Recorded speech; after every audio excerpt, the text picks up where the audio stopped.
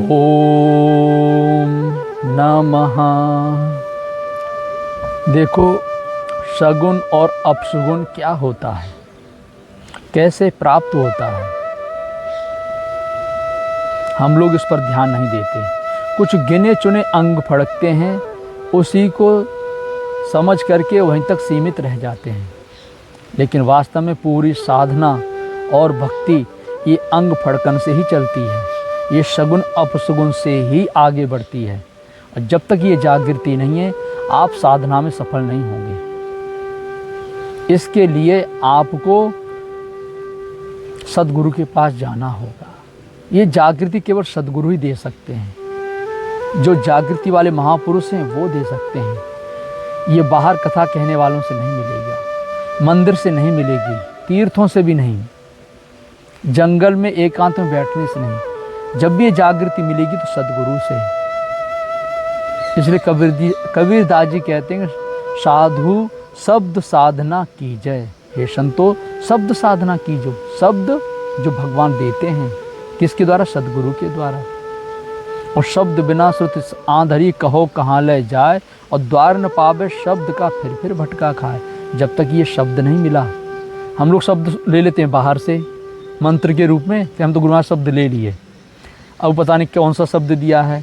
कोई को तो ऐसा शब्द दे देता है कि आपका जन्म भी उसी के अनुरूप होगा।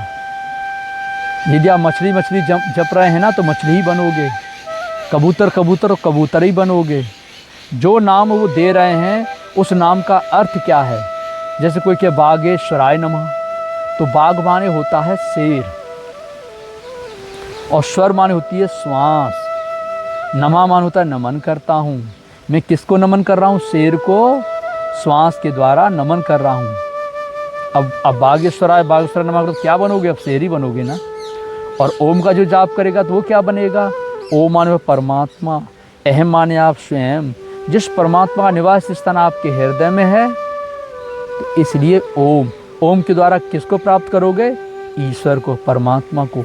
रमन्ते योगिन अस्मिन् सा रामा, राम जपोगे तो राम के रामत्व को प्राप्त कर लोगे, भगवत स्वरूप को प्राप्त कर लोगे। और देवी जपोगे तो फिर देवी के पास पहुंच जाओगे, वैष्णो देवी, विंध्यवासिनी, कामाख्या।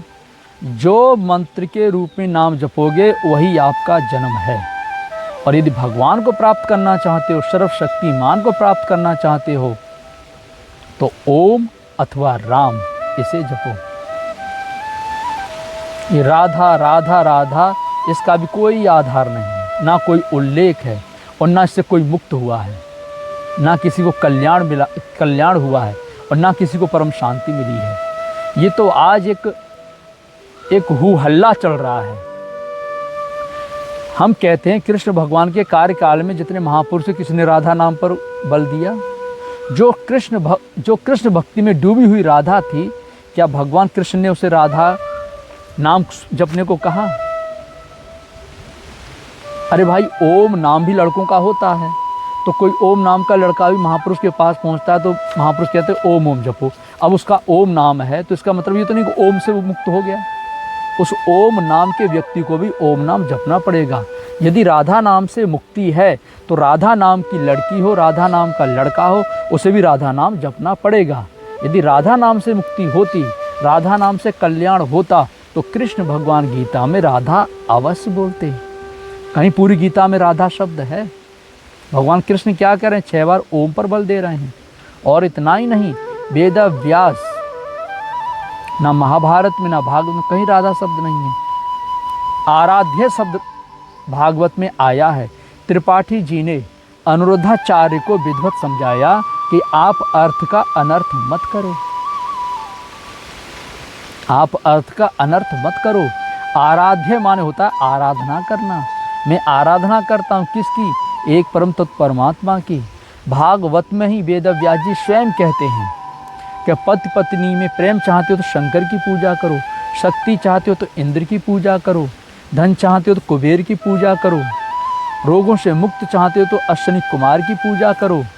रोग भी ना हो, धन भी मिले, शक्ति भी मिले, पति पत्नी में प्रेम रहे, सब कुछ हम प्राप्त करें, तो 25-26 उन्होंने लक्षण गिराए। अंत में निर्णय दिया, ये सब कुछ चाहते हो तो एक ईश्वर की पूजा करो, एक परमात्मा की पूजा करो। ये भागवत का निर्णय है, पढ़ लेना, देख लेना। लेकिन ये व्यास लोग नहीं बताएंगे। क्यों नहीं बताएंगे? उनको पेट कैसे भरेगा? ये 7 दिन 9 दिन की कथा में कैसे आप लोगों से लूटेंगे?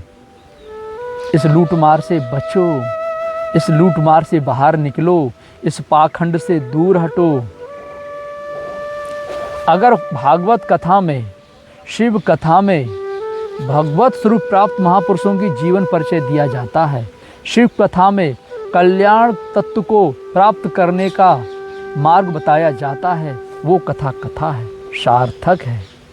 और यदि कथा में एक नाच गाना दिखा करके, इधर उधर की कहानी किस्सा सुना करके 9 दिन 7 दिन पूरे कर दिए जाते हैं, तो ये पाखंड है, ये धुरताई है, ये लूट मार करने का एक व्यवसाय है। चंबल की घाटी में एक डीएम साहब पहुंच गए, कलेक्टर।